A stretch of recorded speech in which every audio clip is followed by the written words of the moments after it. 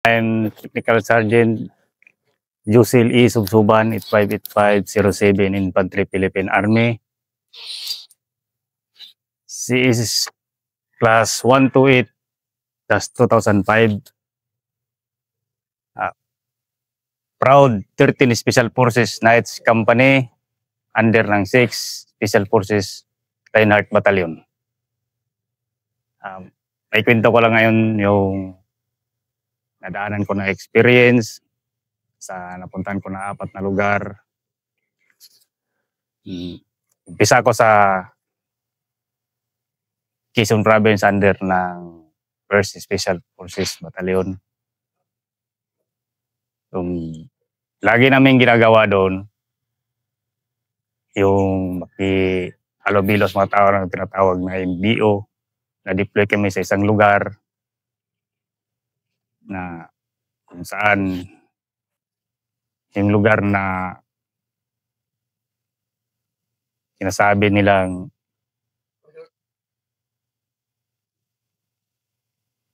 medyo nasa kabilang panig, kaya lagi naming pinupuntahan at pinupupusan hanggang sa naano na namin yung mga community doon, lagi namin na-engage. First, pakikwento mo nga example, yung lugar na yon. Anong bayan yon? Under siya ng Mauban, municipality ng Mauban, sir. So, ikwento mo nga bakit napakatindi rin ng lugar na yon. Bakit kasi ito pagkukwentuhan kasi natin dito yung challenges ba na hinaharap ng mga special forces pag di man kayo dinadala kasi sa madaling lugar eh. Di ba? Yung mga, ano nga natin yung, i-discuss nga natin yung, siyempre yung hirap ng special forces. Pero ano mo muna ngayon yung, ano ba yung lugar? Bakit mahirap ba? Bakit mahirap pasukin? Bakit mahirap Yung lugar na yung barangay. Mauban pala siya. Under ang Mauban. O sige. Kasi bakit siya, bakit? May isang kasi doon, sir, na sinasabi nila na medyo naligaw ng landas na sir, mga kaibigan natin, sir. Nandun mismo sa barangay na yun, sir. Kaya hanggang napunta kami doon, kami yung asa na magpunta doon sa barangay para anuhin namin kung kaya namin i-engage yung tao para may balik sa tamang sir. Kaya naman.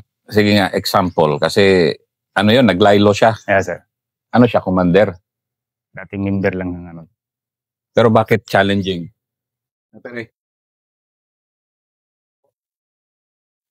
Bakit challenging yung ganun na yung tao na yun? Bakit ka medyo sa tingin nyo, ibang klase?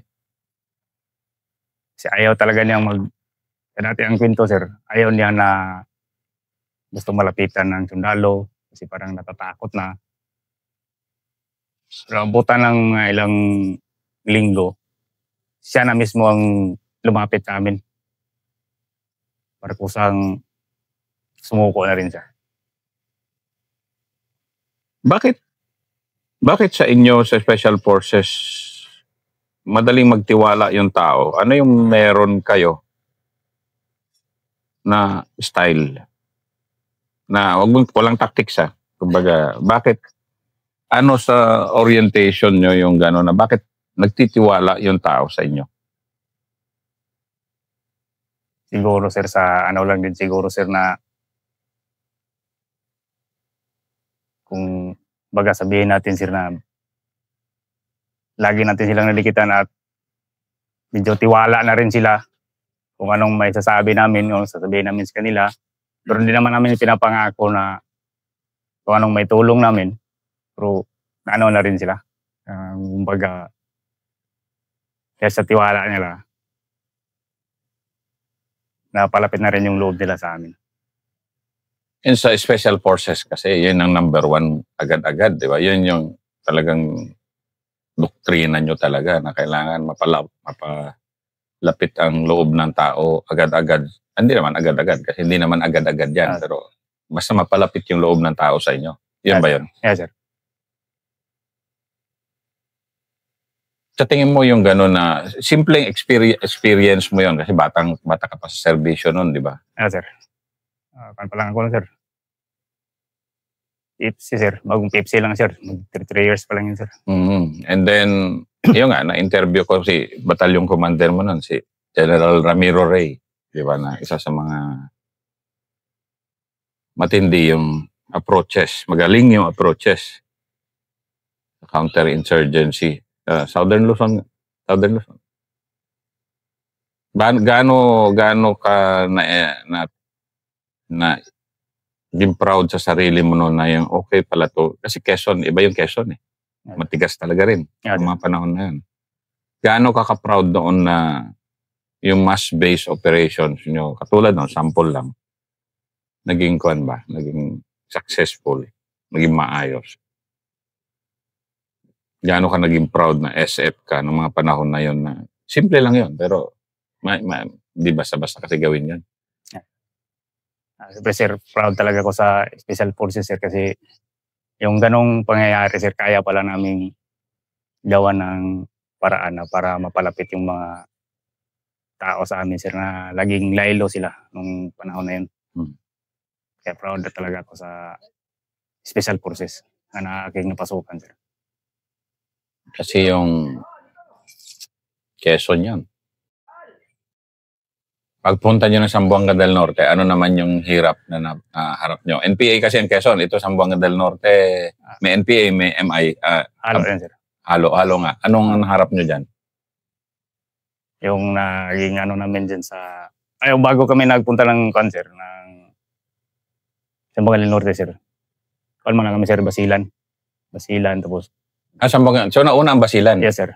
Sige. Ultimate ito. Dumating kayo kasi ng Basilan 2011. 2011 ako, sir, nag-report, sir. Nauna na yung... kasi bagong organizer, 2009 to na organizer. Oo. Kasi ito si 13th. Yan, si 13th. Special Forces Company. Alam naman natin, may mga pamahiin tayo na 13th. Di ba? And nagsabay kasi yung Ranger na 13th SR Company saka 13th SF Company. Nagsabay kayo sa Basilan eh. Nagsabay din kayo na yung nga, pumasok kayo doon, napaka-init ng panahon na yon. Mainit dahil sige nga, ikwento mo nga yung dinatnan mo na sitwasyon sa Basilan 2011. So, sir, bago pa lang ako sir, kasi nagkuha na itong 13, sir, nag-recruit, na sir, parang nagkukuha ng tao, sir, na ma-assign dito sa 13. So, nag-message sila sa line company. Walang nagbo-volunteer, sir. Sa 13th? Yes, sir. Kasi ano nun eh. Sabi nila, sir, sir, yung 13. Pero, katapos ko na nag-back yung time na yun, sir, sabi ko sa admin namin, sabi, balita ko may message na para sa 13 company. Meron. Gusto mo ba? Sige. Ako na. Kung walang mag-volunteer ng mga senior, ako na. Kaya, pinaga naman ako, sir. Kaya nag-report ako ng Basilan, sir. Hanggang deploy kami dun sa barangay. Kaya nung na-deployan namin ng barangay, sir, separate kami. Yung mga 700 o 9 o isang kilik siguro yun, sir. May na yun, sir. Team in community, sir. Okay. Alam mo naman namin, sir, yung parang proud na rin kami tiwala na rin kami sa sarili namin, sir, na kaya naming pasukin yung community na yun, sir, na walang putukan, puro lang sir. Kaya, tinatry namin na pasukin yung community na yun. MN, sabi mo MN, ha? Yes, sir. Hanggang hindi naman kami sir, hanggang na success naman yung plano namin sir na lagi na yung bisitahin para mapalapit sa amin. Doon na sir, pag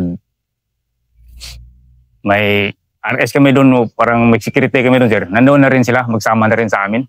Yung mga MN. Yes sir. Pero may peace process naman tayo nun. Pero yung nga, may mga ano kasi, may galawang MN din kasi na may peace process na agreement. Pero yung nga, meron pa rin ano eh. Pero ikaw noon, siyempre galing NPA area ka. Iba kasi NPA area, hindi maramihan. Ito kasi parang pagdating nyo, kung bumalikwas yung kalaban sa inyo, buong barangay kasi yun eh. Kasama nga asawa, kasama nga anak. Diba? Sige, ano mo nga yung adjustment mo mula NPA hanggang area, hanggang yan, ito MN area, MI, Abu Sayyaf area. Medyo malaki talaga sir yung pag-adjust doon sir kasi kung sa NPA sir, iba yung ano nila, iba yung pagkikitungo namin sa kanila. Tapos yung ito naman sa MN naman sir, kasi lalo na isang nagpapahirap sa amin doon. Yung salita kasi bago pa lang kami doon sir, hindi namin maintindihan. Okay lang sana kung marunong mag-Tagalog yung kaya. Pero hindi naman kami wala na pag-asa sir. Kaya nag-success naman. Kasi nagkaibigan na naman namin sila. Pero, meron ba nung mga unang mga araw nyo doon na medyo ayaw din nila sa inyo? Meron din.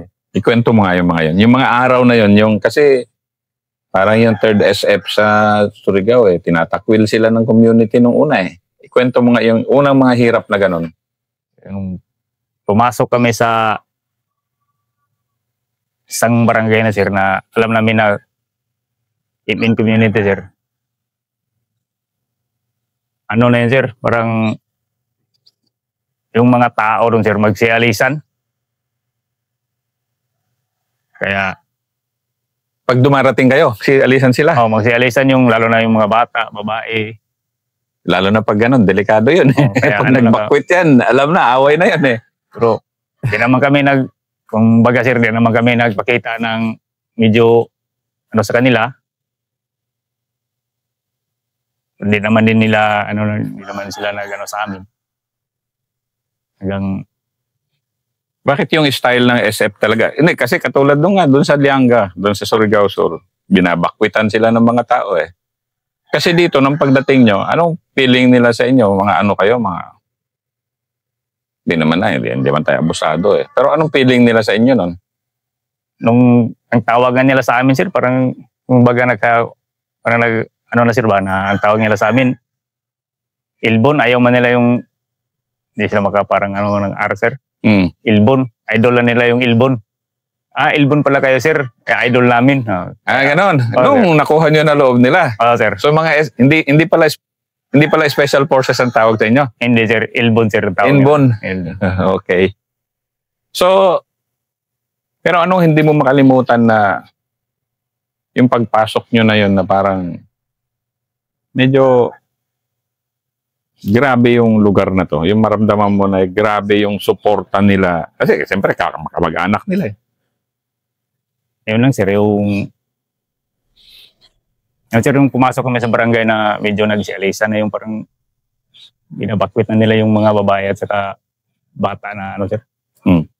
Yun lang sir, yung time na yun sir na kung ano na kaya ito. Baka pag may isang pumutok dito, mangyari na hindi dapat mangyari dito. Yun talaga.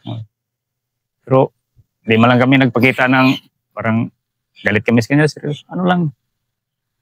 Yung ginagamit namin na kaway-kaway sa kanila, bati. Pag mag-response naman sir, ito na, sakaling makuha na natin yung loob nito. Sakali lang, dahil iba talaga eh. Kasi una pa lang yun sir eh. Pero di nagtagal sir, mauna na sila sir magkaway sa amin. Ganon? Oo sir. Sabi na, idol, pag ganon na yun sir. So inborn, idol? Ayun na sir. Talaga. Kaya nalipat naman sa sunod sir na nalipat naman kami ng Zamboanga Norte sir. Pero mas nauna kami sir sa sa batalyon. 13 ang unang nagpunta doon. Saan bayan naman to, Siokon? Unang inano namin sir yung Tungawan. So, ikwento mo nga, kasi mix dyan eh. NPA. Ikwento mo nga, magkakaiba di ba? Una mo NPA. Pangalawa mo, Basilan, medyo mix din. MNMI, Abu Sayyaf. Itong Tungawan, Zamboanga del Norte. Yung Tungawan naman sir, ang na-experience ko rin dyan sir. Kasi halo na yung tao dyan sir, may mga Muslim area din sir. Tawag lang Lulis. Ito sir, panibagong ano na naman. Ikisama na naman ito sa community. Tapos lalo na yung ibang tropa naman sir, deploy na rin sa Municipality of Siokon. Kasi wala pa yung kanon sir, wala pang batalyon sir. Hati-hati yung tropa namin. So, naghawak na rin kami ng kapgo sir. Yung time na yun. Kasi iniwan na sa amin ng 18 ID. Kaya kung panibagong challenge na naman ito sa atin. Ano yung challenge kung binabagsakan kayo ng responsibilidad na paghawak ng kapgo? Pero yun naman ang training nyo, di ba? Yes. Pero anong challenge yun? Pag katulad nito, ito turn over sa inyo yung kapgo. Ano yung challenge sa ganun? Ang isang challenge doon talaga sir na kung paano ba talaga i-handle na naman yung kapgo sir na ngayon lang namin hawakan kasi medyo matagal-tagal na sir. Kaya iba yung sa training sir na i-train namin yung kapgo, iba yung nagjo-duty na sir na i-handle na sir. Ano? I-handle na ng tropa sir. Magkaiba na yun sir. Ganon. Sir, kasi yung sa training sir, sunod mo lang sunod yun sir pag kinukumanan sir. Yung naka-duty na sir. Pag sabihin na sir na ito, puntahan mo si ganito. Medyo, di pa natin kabisado yung ugali. Ay panibago talaga sir na ano. Pero di naman nagtagal sir kasi alam naman namin sir na kung saan yung medyo ano na tropa sir. Yun lagi namin kausapin para maging ano din. Yung pag-handle, puntahan natin yung, kasi yung pag-handle ng kapgo kasi, una alam natin, voluntaryo yung mga yan eh. Okay. Although marami sa kanila gusto nilang mag-kapgo dahil talagang walang-wala. Kaya malaki na sa kanila yung nung panahon na yun, 2.7 lang naman yung sweldo pa, di ba? Ay, yung tawag natin, allowance nila. Pero talagang voluntary yung mga yan na lumaban para sa komunidad nila, di ba? Yes. Bilang isang Special Forces NCO, hindi ka pa senior nun, di ba? Ano ka pa nun? Mga corporal. Corporal. Ano yung challenge sa katulad mo noon na yung ganitong sitwasyon yung mga, kasi yung mga kapgo kasi talagang nakababad na yan sa isang lugar eh. Pero may matigas ng ulo ko minsan. Oh, sir. Hindi talaga maiwasan yun. Hindi maiwasan yun. So, paano yung SF way ba? Kasi pagkamali ka rin doon, masisira yung SF. Oh, diba? So, paano nyo binabalansa yung gano'n na may matigas ng ulo? Lalo kung pinumahirap kung yung leader pa nila. Pero komunidad kasi yan eh. Yung ginagawa ko noon sir, yung time na ako na-deploy ako sa isang detachment sir. Kasi malapit lang din yun sa bayan sir, kasi di man nila ako pinalayo ng CEO ko sir.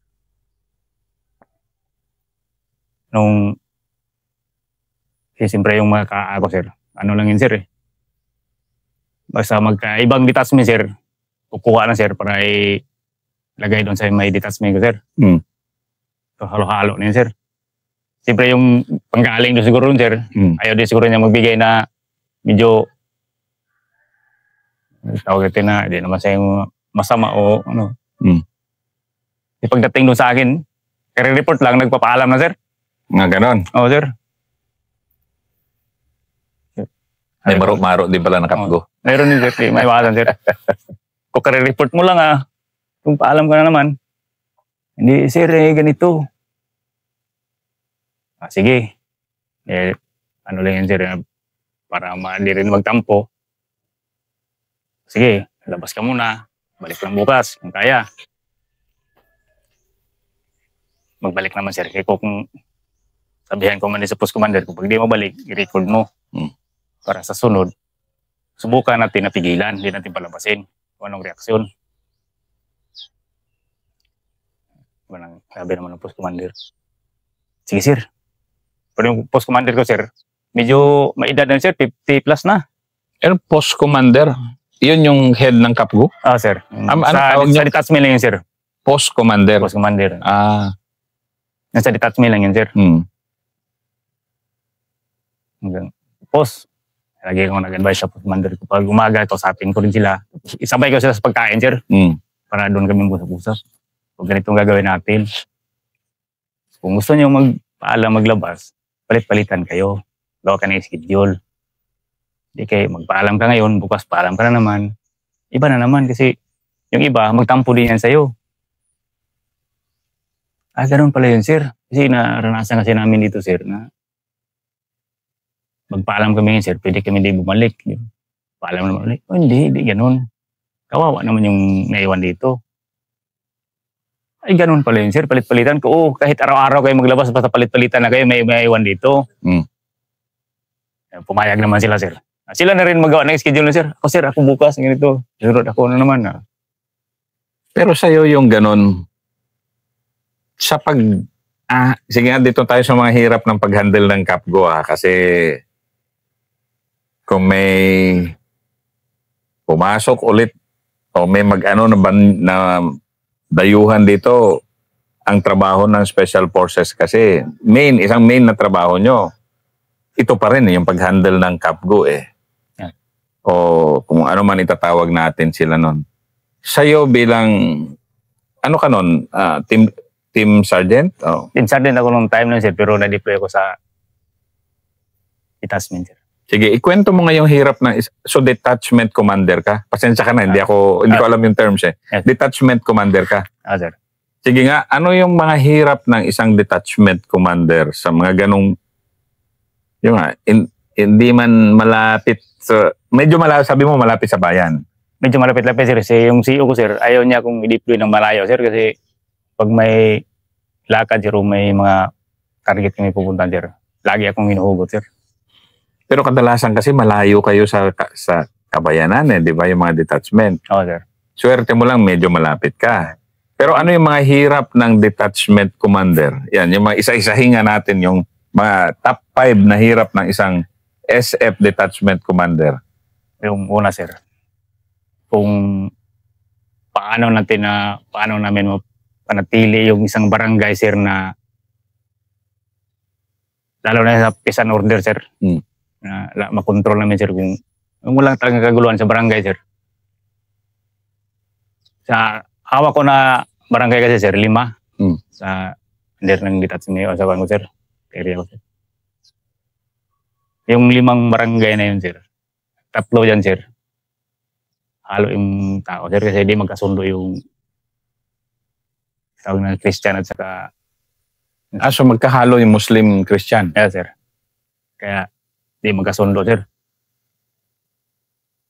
Lalo na yun, sir, lalo pag magkakit sa palaro lang ng basketball, sir, magsuntukan pa.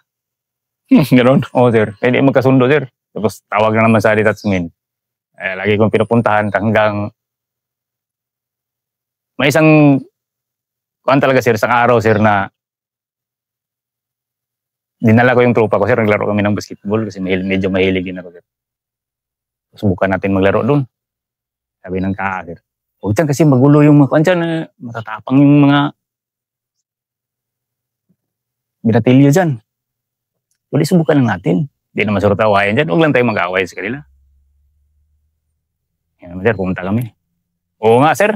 Pagdating namin doon, may isang lasing na nakipaglaro sa amin. Kaya sabihan ko, okay na siguro, baka madapa ka lang kasi lasing ka na eh. O magulong ka dyan. Di, kaya ko. Ayan. Nagbabasketball lasing? Oo, sir. Para ba niya? Kasi ayaw niya ako, sir, kasi yun na yung pinaka-ano doon, sir, nung taong na, sir, na siya na yung pinakasiga-siga doon, yung time na yun. Sir, naglaro. Hanggang, di pa nga nagsuro kami ng late, nagulong na. Di nagalit. Ito sabi ko nga sa'yo kanina, huwag ka na maglaro kasi lasing ka na eh. Hindi, ano bang gusto niyo? Parang naghamon na sir. So, hindi. Yung punta namin dito, laro. Hindi yung away. Huwag nating ugaliin yung ganun. Kasi parang tayo eh, tao. Pilipino. Hanggang tinawag ko yung kagawa doon sir na naghawak sa isang order. So na kinausap ko. So ganito pa pala yung mga binatilyo dito. Bakit sir? Pati parang nawala naman dito, pati kaan natin, awayan naman. Sanay kasi yan sila sir. Kung hindi pwede yan sa atin. Respeto nyo rin yung kaa. Kasi sir, sabi ng kagawad. Bumalik sa akin yung kagawad. Hindi sir, galit talaga. Sige, hayaan mo lang bukas, ipatawag ko yan. Mismo magpatawag sa kanya. Pasamahan mo na rin. Sige sir. Kinabukasan sir. Hindi ko na yung masmasa na siguro. Pinatawag ko siya ngayon sir. Sumama naman. Alam mo ba yung ginawa mo kahapon? Oo sir. Bakit ka nagalit? Siyempre tinulak niyo ako eh. Pero ano na sa loob ng ano sir, sa loob ng attachment sir. Kasama yung chief ng tanod at saka yung kagawad na hawak ng isang order. Hindi. Mali yun. Paglaro, laro yun. Huwag mo nang ulitin yun na. Hindi ako mangako sir. Gano'n na? Oh, yes. So, ibig sabihin, matapang ka talaga. So, ikaw, alam na ni kagawad, alam na ni chief, pahuli kita. Parang tinawanan ko lang siya, sir. Naulit nga talaga, sir. Nung naglaro sir, may dayo. Sinuntok, sir. Yung dayo. Siya pa rin yung tao na yun, sir. So, ito na. Hanggang petawag ko naman sa uli. Kapag parang inano ko na sir, kapag ulitin mo pa yun, magtawag na ko ng pulis. Pahuli na kita. So, bakit? Siga pa sir eh. Bakit? Alam mo ba yung ginawa mo? Mali yun. Parang nag-ano na sa sir. Mali ba yun sir?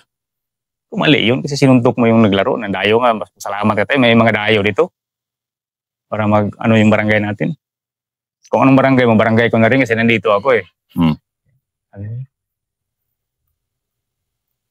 Hindi naman nagtagal sir.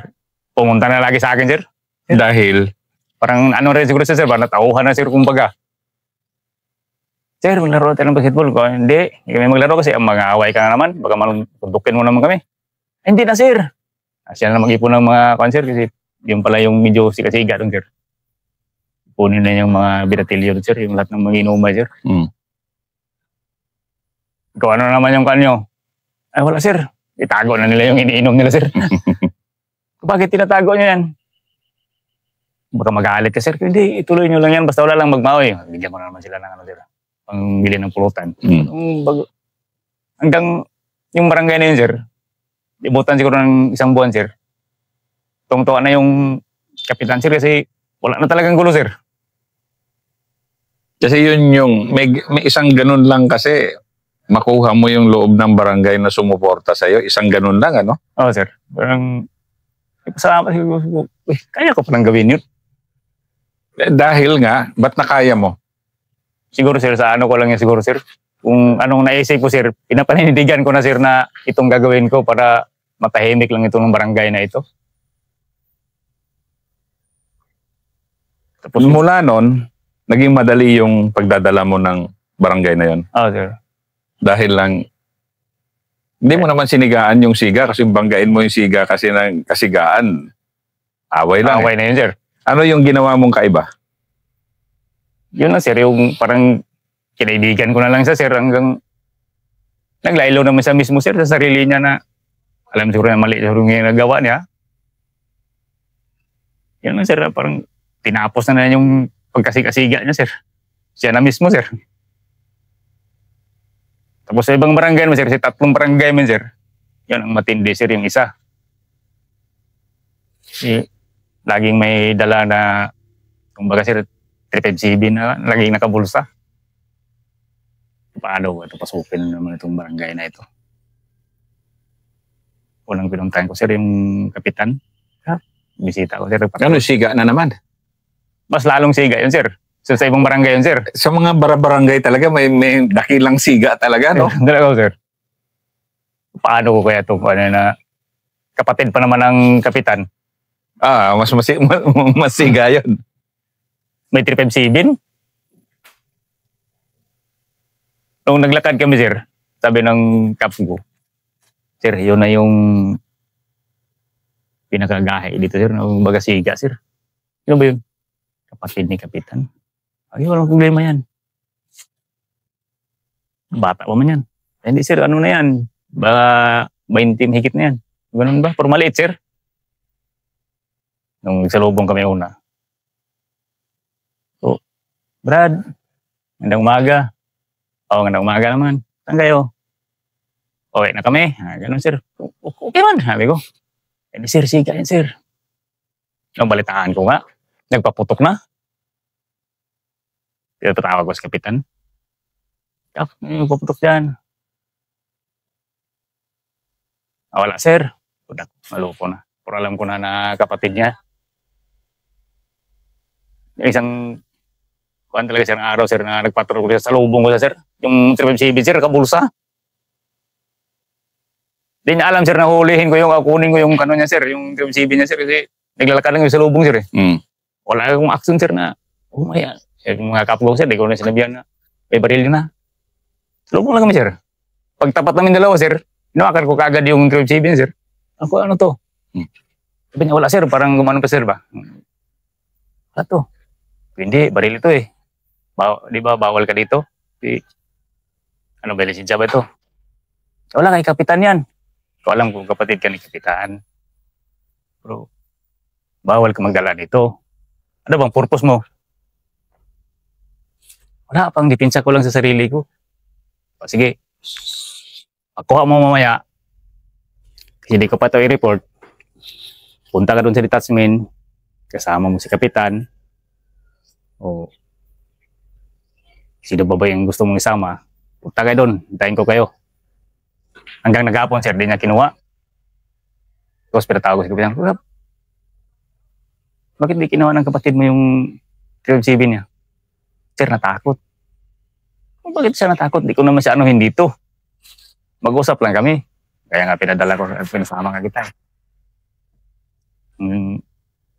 Nabalitaan ko na lang, sir, na galit daw sa akin. Sabi ng mga civilian, sir, mag-ingat ka kasi gagantihan ka raw. Bakit ako mag-ingat na? Lagi naman ako nag-iingat. Bawat lakad ko, pag lumabas ako ng kampo, nag-iingat man ako. Yan na, sir. Tapos, kita naman kami uli. Balita ko. Parang galit ka raw sa akin. Totoo ba yun? Hindi, sir. Bakit ako magalit? Hindi na kuhaan kita ng baril. Hindi naman, sir. Hindi ako galit, sir. Kasi kung tutusin nga, sir, ipakulong mo na ako, eh. Kung naisip po pala yun. Kung talaga, ipakulong talaga kita. Pero pasalamat din ako, sir, na hindi mo ginawa yun. Paano na lang yung asawa ko at anak ko? May anak pa naman ako maliit. Kung yung baril mo, di mo na kunin. O kunin mo. Ako na lang, sir. Diyan ko na lang yun. Hindi na kinuha, sir. Hanggang binigay ko na sa supply. Kung sana ngayon, sir. Pero yung ganun, no? Ang isa palang challenge, malaking challenge pala sa mga komunidad na kung saan pumapasok yung special forces. Yung paano harapin muna yung mga siga sa mga bawat lugar. Oo, sir.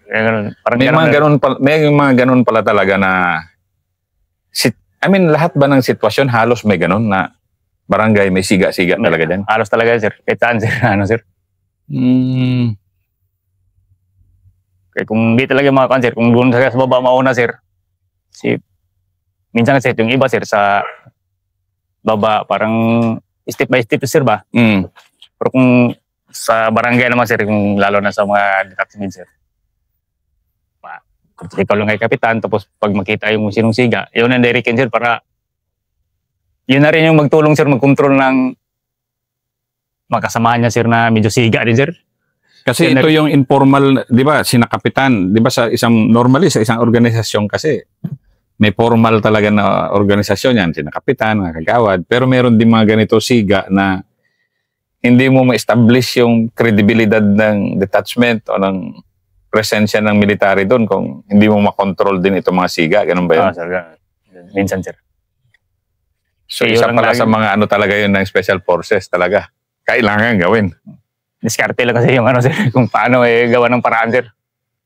Which is, yun nga, kung hindi, ano yung utak mo kasi, hindi mo rin alam paano gawin yun, di ba? Yung, klaro dapat na, kailangan kong gawin to. Okay. Kasi kung magsiga-sigaan ka kaagad doon, ay talagang banggain ka. Mas lalong galit yung mga komunidad doon na naman sir. Yan, sa first episode, ni Master Subsuban,